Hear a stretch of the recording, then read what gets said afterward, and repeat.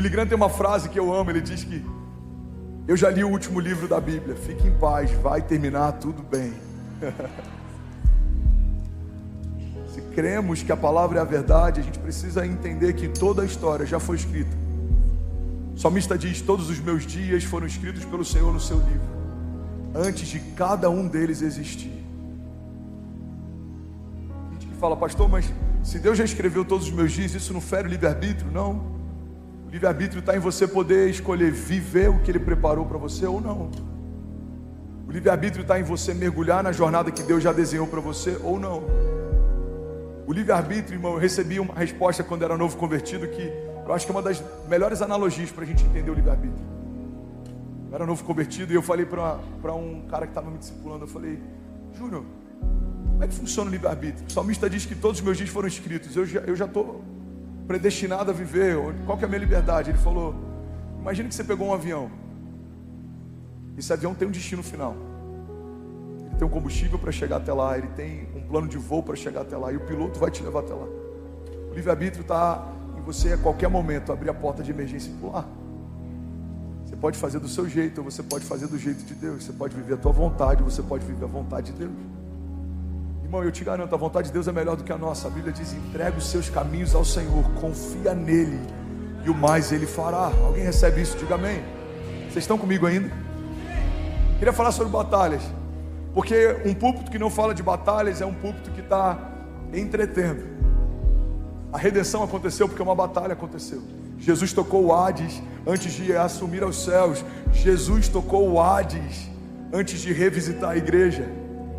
A vida precisou morrer para que a gente pudesse viver. Irmão, a beleza dos céus foi coberta de dor. Evangelho fala a respeito do Filho de Deus sendo humilhado, rasgado, entregue, mas também fala a respeito do Filho de Deus ao terceiro dia ressuscitando entre os mortos, reacendendo. Evangelho fala de avivamento. Evangelho fala de vitórias, mas não há vitória sem que haja batalha. A vitória da cruz é porque houve crucificação. A vitória que você vai enfrentar é porque algumas batalhas vão acontecer. O milagre da cura é porque existem doenças. O milagre da provisão financeira é porque existe falta. O milagre da paz que excede todo entendimento é porque o medo nos cerca. O salmista diz: mesmo que eu ande por um vale de sombras e morte. Geografia, exterior. Ele fala: mal nenhum eu temerei, porque o Senhor está comigo. Intimidade. Irmão, o que vai definir a nossa história não é o que nos cerca, é o que nos preenche. Você pode ter um caos do lado de fora, mas existe paz do lado de dentro. Você pode ter cenários de sombra e morte do lado de fora, mas existe um Deus que te protege do lado de dentro. Alguém recebe isso em nome de Jesus? Alguém de verdade crê nisso? Não tem problema, irmão, da gente estar cercado por batalhas, isso é normal. O problema é se o nosso interior não estiver preenchido. Sempre foi sobre ocupação, nunca foi sobre cenários externos. Olha o que a Bíblia diz. A Bíblia fala que um homem que ele se arrepende, um homem que tem um encontro com Jesus, eu estou aqui parafraseando para contextualizar. Esse homem é como se o interior dele fosse arrumado, limpo, esvaziado. Mas se ele não for preenchido, a Bíblia diz que os demônios que estavam lá voltarão, trazendo outros para preencher. O que a Bíblia está dizendo é que a beleza do novo nascimento, a glória de caminhar com Jesus, não diz respeito só a esse encontro com Deus quando o que não era de Deus saiu, mas fala a respeito de um momento em que tudo que é de Deus nos preenche. Porque quando você é esvaziado de toda palavra maldita, de toda arma que forjaram contra você, de todo o jugo, de todo o peso, algo precisa preencher você.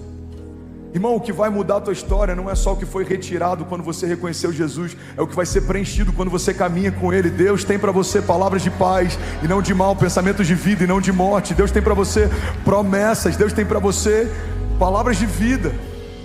Tem muita gente cansada, mesmo estando numa igreja, porque em algum momento permitiu que o Evangelho esvaziasse você do que não é de Deus. Mas você precisa se encher das palavras de Deus. A Bíblia diz: eu preciso trazer à minha memória aquilo que me dá esperança. Não se engane, irmão. Tudo que um dia esteve vazio, por algum momento foi ocupado. A gente está com problema na educação no Brasil. Tem professores que ao invés de ensinar se tornaram doutrinadores. A gente tem uma crise na cultura, não tem espaço para falar do Evangelho. A gente tem problema na política, mas essas cadeiras foram ocupadas porque em algum momento a igreja preferiu se calar. Irmão, guarda isso: o mundo só tem voz onde a igreja se calou. Não ocupamos as cadeiras das reitorias das universidades. Agora a gente está assustado com tudo que está acontecendo. Não ocupamos as cadeiras em lugares de governo que tomaram decisões para a educação no Brasil. Agora a gente está assustado com a ideologia de gênero. Irmão, o mundo só tem voz onde a igreja se calou. Endemonizamos a arte, a cultura, a música. Durante um momento da história, a igreja perdia tempo discutindo se bateria era de Deus ou do inferno. A igreja perdia tempo discutindo se guitarra era de Deus ou do inferno. Enquanto a gente discutia costumes, o mundo estabelecia cultura. Então pega isso. Tem muitas batalhas que a gente enfrenta hoje porque a gente se omitiu ontem. Eu estou sentindo de pregar aqui. Alguém está recebendo algo de Deus nessa manhã? Tem muitas batalhas que a gente enfrenta hoje que são frutos da nossa omissão de ontem. Irmão, guarda isso em nome de Jesus. Nenhum gigante nasceu grande. Todo gigante já foi beber um dia. A Bíblia fala inclusive a respeito de uma tribo que foi poupada. Deus falou para que todos eles fossem aniquilados, mas eles pouparam as crianças. E quando eles cresceram, se tornaram gigantes. Gigantes que eles enfrentaram décadas depois foram povos poupados por eles décadas antes. Porque tudo que a gente escolhe se omitir hoje, em algum momento vai bater na nossa porta para nos revisitar. Eu li uma frase que eu achei tão boa. Ela dizia mais ou menos assim, deixa eu tentar lembrar: se você quiser curtir os seus filhos, você vai precisar criar os seus netos. Você precisa criar os seus filhos para que você possa curtir os seus netos. Se a gente não educá-los, a gente vai precisar mantê-los. Porque ao invés de criarmos homens, nós temos crianças para sempre. Se a gente não torná-los homens fortes, a gente vai precisar ser homem forte, porque os nossos filhos se tornaram homens fracos. A gente precisa ter pulso firme, porque tudo que a gente se omite hoje vai nos confrontar um dia.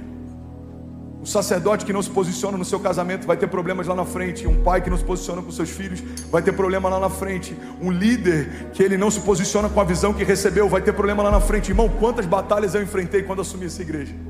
Quantos conselhos de pessoas que queriam deformar uma visão que Deus deu para caber dentro daquilo que elas enxergavam. Eu precisei ser firme e falar: eu sei do que o Senhor me falou, eu sei o que eu vi, e a visão é essa.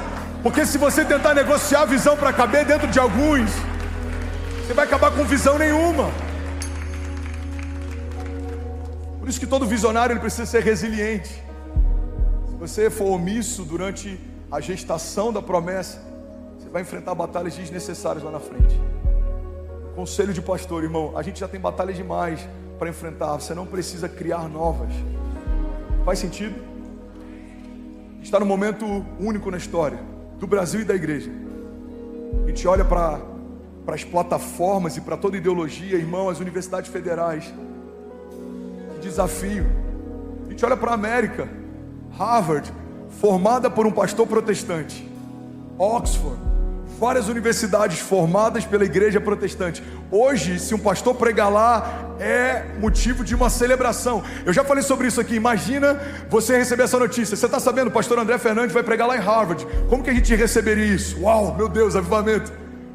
Olha que loucura. A igreja perdeu espaço até em lugares que ela estabeleceu. A igreja perdeu espaço em lugares que ela estabeleceu. Irmão, olha para mim, eu vim te lembrar que o reino de Deus fala a respeito de batalhas todos os tempos. Mas eu quero te lembrar também que o reino de Deus fala a respeito de vitórias todos os dias. A Bíblia diz que em Jesus nós somos mais do que vencedores. Deus te chamou para ser forte e corajoso. O Senhor não nos deu espírito de covardia, mas de poder, de amor e de equilíbrio. Seja forte e corajoso. Eu estarei com você todos os dias da sua vida. Você está comigo? Diga amém.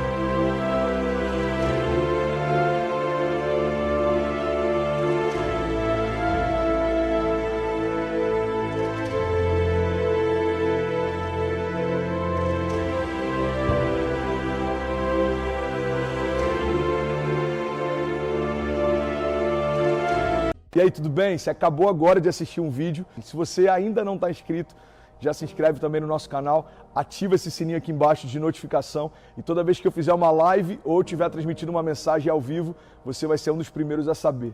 Mas eu deixei mais 2 indicações aqui que eu espero que façam muito.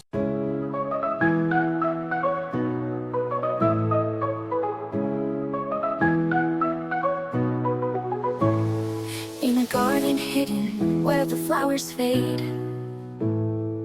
memories lie still in the silent glade. Petals once so vibrant, now a muted hue. In the garden of forgotten flowers, I find thoughts of you. The roses once so red, now a quiet gray. Whispers of the past in the light of day. Each blossom tells a story of love that used to be. In the garden of forgotten flowers, I find thoughts of you. In the garden of forgotten flowers, where dreams once bloomed, love's lost fragrance in the air consumed. Echoes of laughter, shadows of... Sentido para você, então já aproveita e clica para assistir a próxima mensagem, beleza? Seja bem-vindo ao time de incendiários e eu espero de verdade que essas mensagens mudem a sua vida como elas têm mudado a minha também. Até a próxima, valeu!